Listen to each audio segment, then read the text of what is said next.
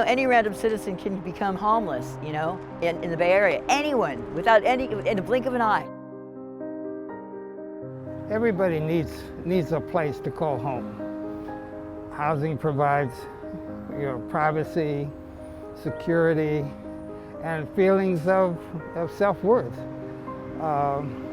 It's a place you can be yourself, do yourself, and make your way in life. And people who have to live on the street, that's their whole existence.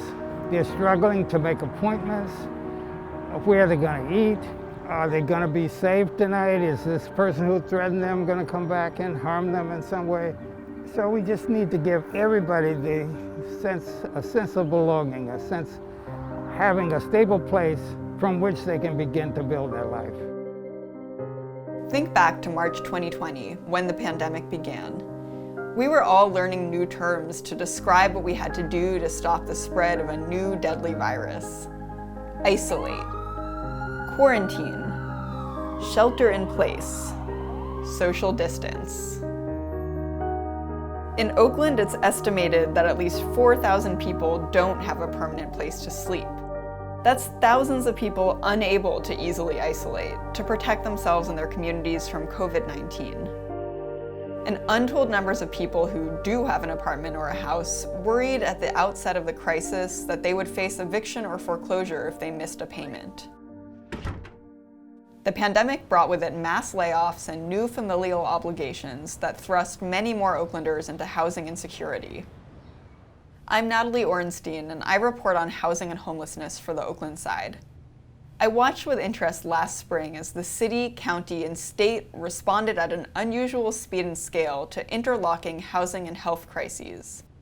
Through state programs called Project Roomkey and Project Homekey, Alameda County began renting and buying hotel buildings to use as emergency shelters. Residents could have their own private, safe rooms and eventually get connected to permanent housing. Oakland and the county also passed sweeping eviction moratorium policies, saying nobody could get kicked out of their apartments during the pandemic. These big transformative policies raise big questions. With an end to the pandemic, maybe, hopefully, possibly in sight, does the progress made in stabilizing housing for thousands of residents come to an end too? How can Oakland keep up this momentum? What previously unthinkable changes do we now know to be possible? And who were the people left out of, or even harmed by, these pandemic programs? Join us as we visit the county offices downtown, a historic building at Lake Merritt, a West Oakland curbside community, and a house in the hills to learn more. First, we talk to Kerry Abbott. She's the director of Alameda County's Office of Homeless Care and Coordination. This county was the testing ground for Project Roomkey. 2 hotels by the Oakland airport were the first to participate in the state program.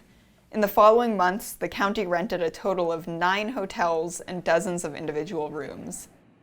Some hotels were reserved for people who had COVID-19, and others were open to people at high risk of contracting it.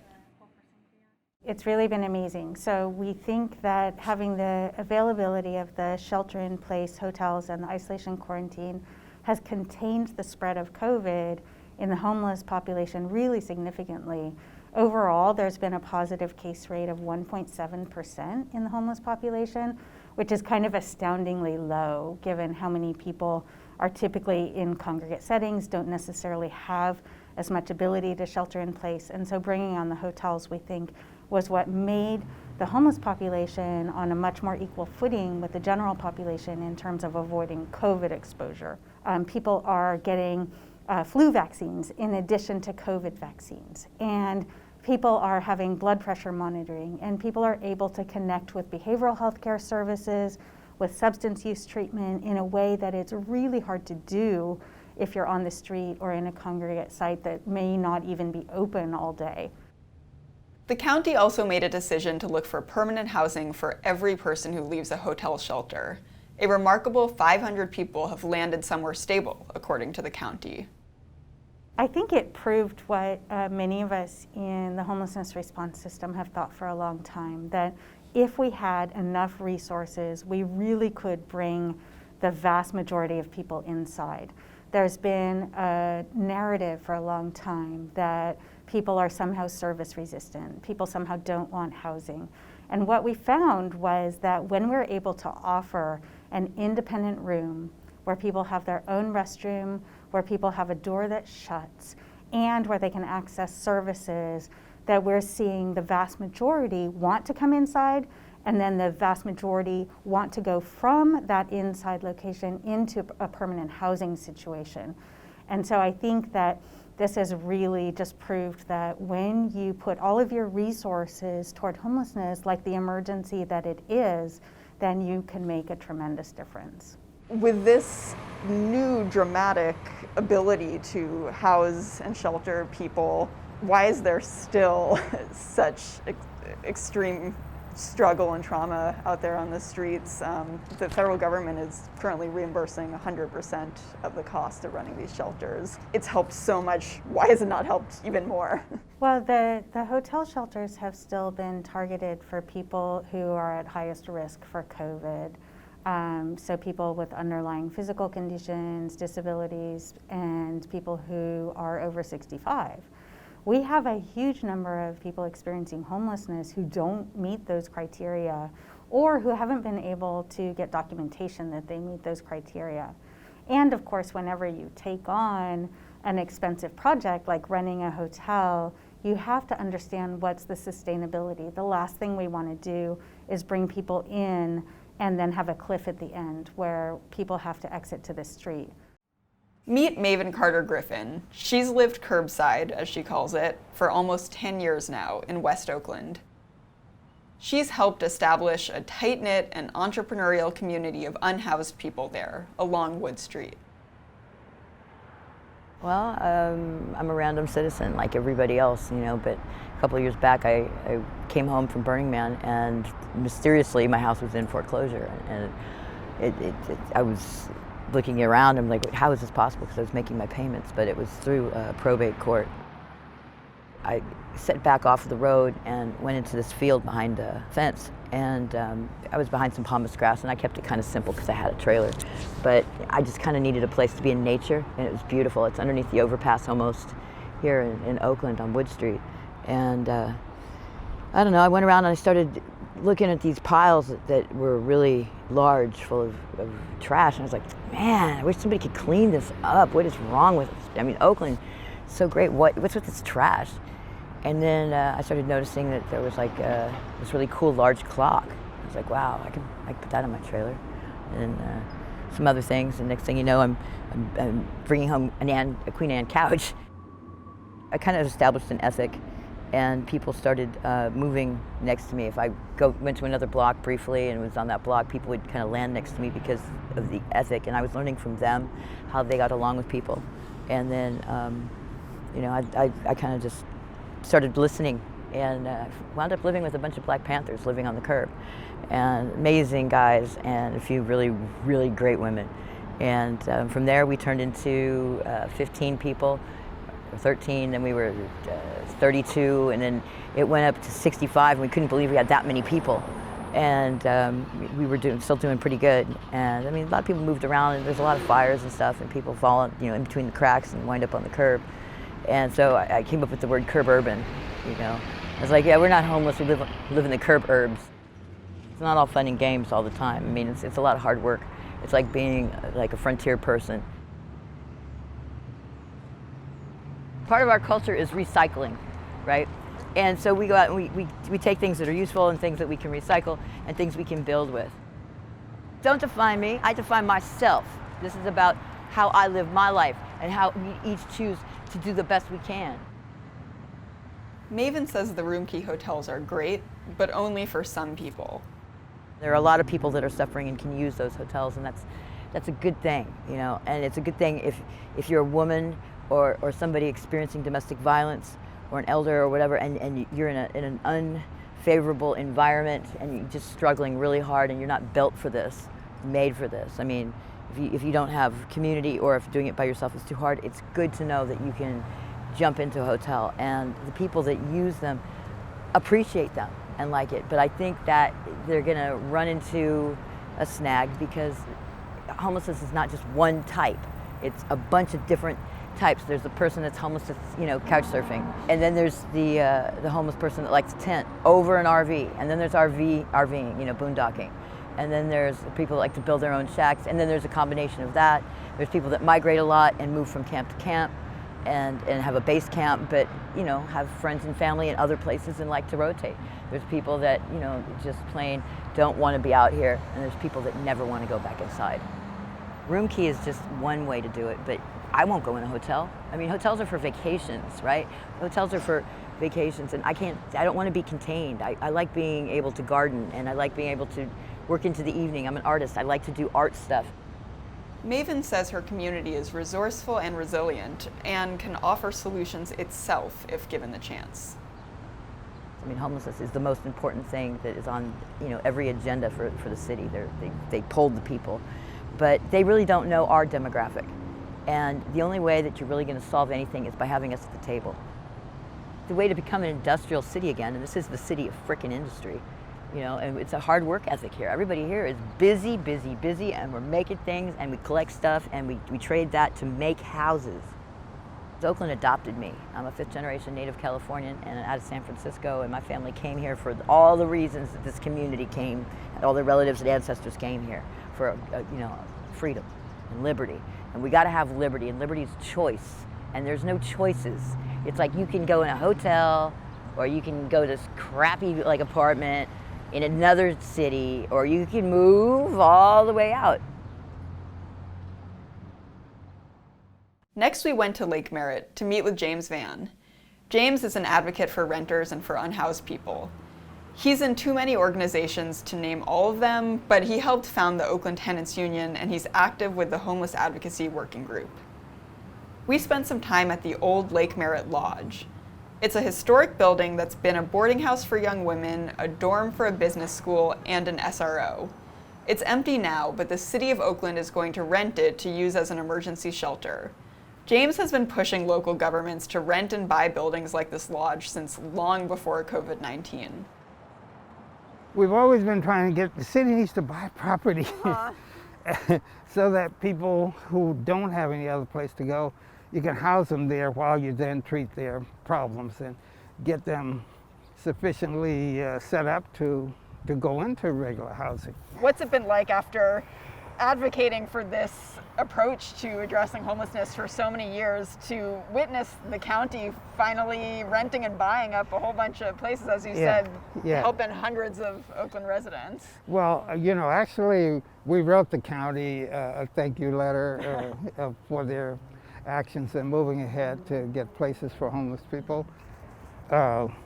We gave the city we gave Oakland a D-. Great. Because Oakland just has not done very much at all. Say the city really springs into action, gets even more resources, buys every single motel and hotel in Oakland. Are there still people that wouldn't be served or helped by this model? Who does Room Key and Home Key leave out of the picture? There are always some people who will get left out, and there are always some people who are so skeptical that they don't trust governments and what they're offering and would prefer to be on their own.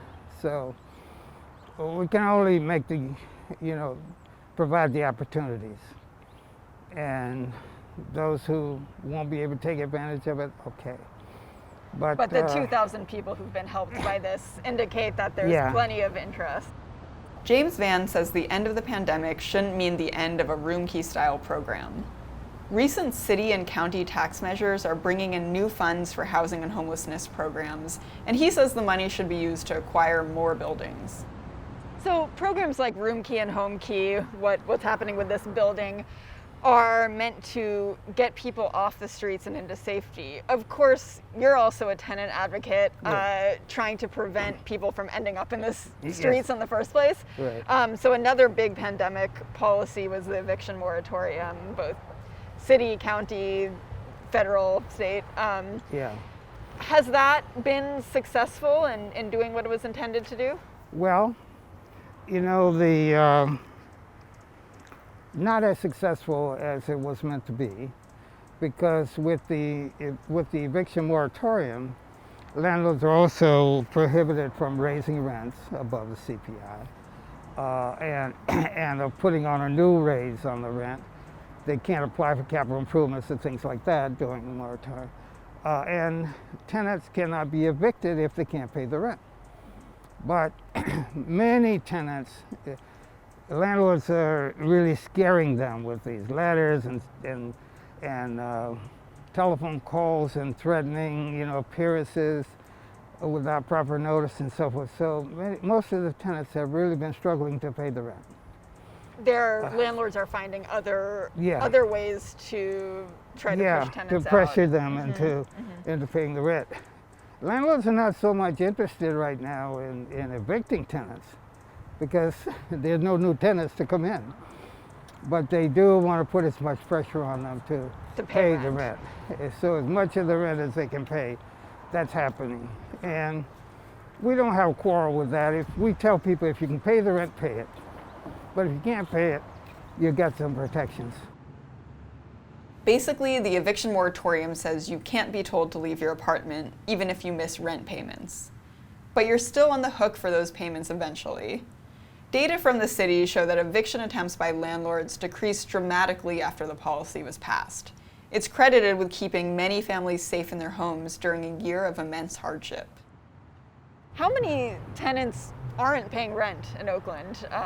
Are there really many people who haven't been paying for this whole year? In my apartment complex, there are 24 units. And I've asked the manager there, is there a large number of the tenants who are not able to pay rent? I said, no, everybody is.